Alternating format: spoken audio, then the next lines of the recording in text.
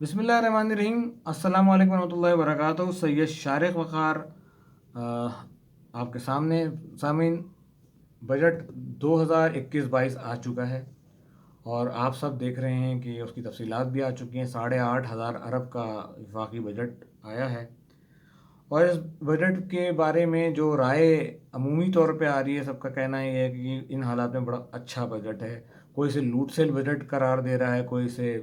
انقلابی بجٹ قرار دے رہا ہے، اور حزب اختلاف حزب معمول ایک ہی جملہ کہہ رہی ہے، وہ جو ہم ہر سال سنتے آئے ہیں کہ یہ بجٹ عوام دوست نہیں ہے، عوام پہ مہنگائی کا بم پھوڑ دیا گیا ہے وغیرہ وغیرہ، جو ہر سال ہوتا ہے۔ اب یہاں پہ اس بات سے اندازہ لگا لیجئے کہ اگر آپ بجٹ کے جو ٹیکنیکل ریفارمز میں اگر جائیں تو ظاہر ہے ود ہولڈنگ ٹیکس کا جو ریٹس کم کیے گئے ہیں، اس میں یہ بڑی ایک خوشائن بات ہے۔ جی ایس ٹی کو جو ہے وہ اگر گاڑیوں کے حوالے سے دیکھیں اور کچھ اور بہت ساری چیزوں کے اوپر بھی 17% سے 12.5% کر دیا گیا ہے، تو یہ بھی اچھی چیز نظر آتی ہے۔ ظاہر ہے گورنمنٹ نے اپنے اوپر ہٹ لیا۔ اب یہاں سوال یہ پیدا ہوتا ہے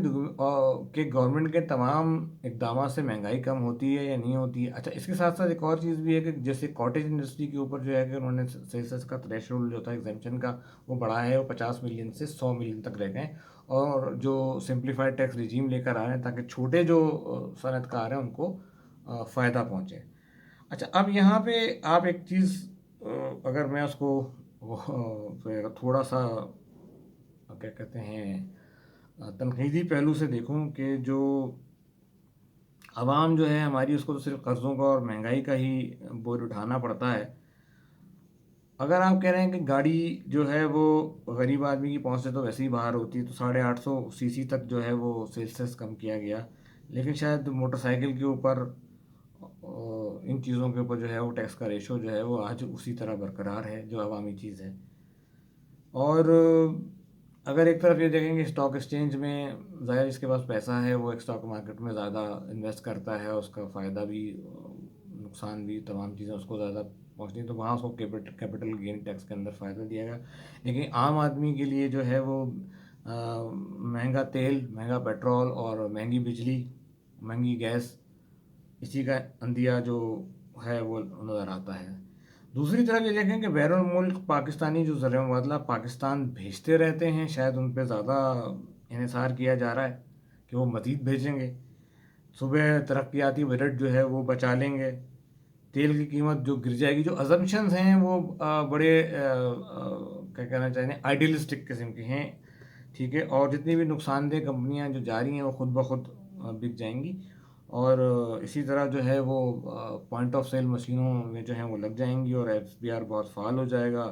حکومت کا ہر آدمی دن میں کام کرے گا اور رات میں مسلح پہ بیٹھ کے دعائیں کرے گا، تو تمام چیزیں جو ہیں وہ خود بخود بہتر ہو جائیں گی۔ ہم سب دعائیں بھی کرتے ہیں اور کام بھی کرتے ہیں، یقینی طور پہ ایک بڑا اس میں جو ہے وہ ہر ایک کو کام کرنا چاہیے، اور ایک ان حالات میں جب ملک کو ضرورت ہے تو اس میں تو یقینی طور پہ سب کو ڈبل کام کرنا چاہیے۔ بہرحال یہ سارے جو ازمپشنز ہیں یہ ایک آئیڈیل سی ازمپشنز ہیں، اور خدا کرے اس میں بہتری ہو، اور 5,000 ارب سے زیادہ کا ٹیکس جو ہمیں اکٹھا کرنے کا ہمارا ٹارگٹس ہیں ہمارے، وہ پورے ہوں۔ ایک ذہن میں ضرور خیال یہ تھا کہ 12.5% کا جو سیلس ٹیکس کیا گیا ہے اس کو اور گرا دیتے ہیں، اس کو 8.5% تک لے ہیں تاکہ مہنگائی کم ہو جائے۔ جب مہنگائی کم ہوگی، چیزیں اور اکراس دا بورڈ کریں، خاص طور پہ ان اشیاء کے اوپر جو ہے وہ جو عام استعمال کیے ہیں ان کے اوپر اگر 17% ہے جو بھی ٹیکس ریٹ رکھ رہے ہیں وہ اور ریڈیوس کیے جائیں، تاکہ چیزیں جو ہیں وہ عوام کی پہنچ میں ہیں۔ اب یہ سوال وہ پیدا ہوگا کہ پہلے جی 17 سے 12.5 کر دیا ہے، تو اور کر دیتے ہیں، اگر اس کو جو ہے 4% اور کر دیتے ہیں تو حکومت کے پاس محصولات کہاں آئیں گے؟ تو بھائی سیدھی سی بات یہ ہے کہ وہ ایک کی بجائے اگر دو چیزیں خرید لیتا ہے تو 8.5 کر کے 17% تو ویسے ہی اس کے پاس آ جائے گا، حکومت کے پاس آنا شروع ہو جائے گا۔ ٹرن اوور کے کھیل کے اوپر کہ جتنا زیادہ ٹرن اوور بڑھے گا اتنی زیادہ جو ہے حکومت کے محصولات جو ہیں وہ جو ٹارگٹس پہ ہیں وہ پہنچ جائیں گے، ٹھیک ہے، اور اس میں اکانومی میں بھی تیزی آئے گی۔ ظاہر ہے لوگوں کی پرچیزنگ پاور ہوگی تو بڑھ رہی ہوگی، تو وہ کیونکہ مہنگائی کم ہو چکی ہوگی تو وہ زیادہ اسپینڈ کر رہے ہوں گے، تو ابھی تو ہاتھ روک کے خرچ کر رہے ہیں، تو آپ کو اگر ان کی خرچے میں تو اضافہ نظر آ رہا ہے تو وہ اضافہ جو ہے ان کی کوانٹٹی کا نہیں ہے بلکہ اس ویلیو کا ہے کہ جو مہنگا خرید رہے ہیں۔ تو اگر وہ سستا خرید کے وہ کوئی چیز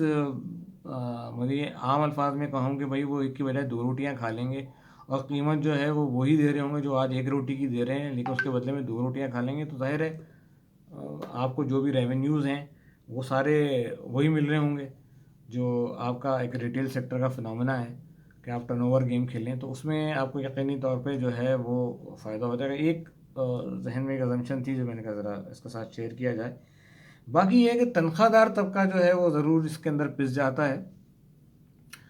اگر آپ عام حوالے سے دیکھ لیں کہ جو بھی چھوٹا موٹا بزنس مین ہو، ایون سبزی والا ہو یا کوئی ٹھیلے پہ کوئی چیزیں بیچنے والا یا دکاندار ہو، ان کو اگر مہنگائی ہو گئی وہ اپنی قیمت بڑھا دیتے ہیں۔ دودھ والا ہو، سب کی مثالیں ہمارے سامنے ہیں کہ 90 روپے کوئی بھی اس کی قیمت رکھی جاتی ہے، وہ 120 130 کا بکتا رہتا ہے، تو وہ اپنا نقصان جو ہے وہ بلکہ اپنا نفع جو ہے وہ بڑھاتے ہی چلے جاتے ہیں۔ تو پستہ کون ہے؟ پستہ عام آدمی ہے، ظاہر ہے اس کی اگر مہنگائی ہو رہی ہے، بجلی کے ریٹ زیادہ ہو رہے ہیں، ٹیکس اس کو زیادہ دینا پڑ رہا ہے، یہ تمام چیزیں جو ہیں وہ اس کی جیب پہ بھاری پڑ رہی ہوتی ہیں۔ آپ بجلی کا بل بڑھا دیں گے، بجلی کے ریٹ بڑھا دیں گے، تو بھائی وہ بیچارہ پھر کوشش کرے گا کہ جو ہمارے یہاں رکھا ہوا ہے کہ جی 300 یونٹ سے زیادہ اگر آپ خرچ کرو گے تو آپ کا ریٹ بڑھ جائے گا، تو لوگ کوشش کرتے ہیں کہ بھائی 300 یونٹ سے کم بجلی خرچ کریں۔ تو یہ جو سارے آپ نے تھریش ہولڈ رکھ دیے ہیں، تو آپ نے مہنگائی کر کے جو ہے وہ لوگوں کو مجبور کر دیا ہے کہ وہ 2 کی بجائے 1 روٹی کھائیں، اور ایک وفاقی وزیر بات تدبیر یہ کہتے ہوئے بھی نظر آیا تھا کہ حالات خراب ہیں، نازک ہیں، حسب معمول ملک کی صورتحال بڑی نازک ہے، عوام 2 کی بجائے 1 روٹی پہ اکتفا کرے۔ تو اب یہ جو بھی بجٹ آیا ہے، اپیرنٹلی یہ لگ رہا ہے کہ شاید بجلی کے اور تیل کے ریٹ آگے بڑھیں اور مہنگائی میں کسی حد تک اضافہ ہوتا ہوا نظر آ رہا ہے۔ باقی جو چیزیں ہیں ٹیکنیکل پوائنٹ آف ویو سے وہ تو خیر آ ہی رہی ہیں، اور